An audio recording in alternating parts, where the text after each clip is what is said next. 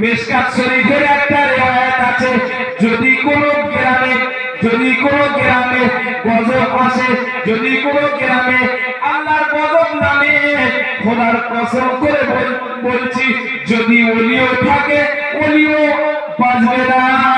কারণ হলো একসঙ্গে যখন হবে, একসঙ্গে হবে, কাউকে ছাড় জোরে বলো, একজন ভালোর জন্য হাজার খারাপের জন্য একজন কেউ ফাঁসতে হলো, ঠিক কিনা?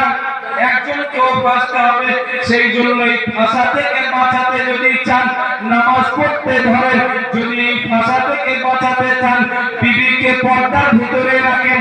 আজকে আমার মায়েরা, আমার বোনেরা, আমার ভাইয়েরা, আমার বাচ্চিরা, যদি কোনো সবজি ব্যাপারী পাড়ার ভেতরে ঢোকে, কসম খোদার করে বলছি ওরা মাথায় কাপড়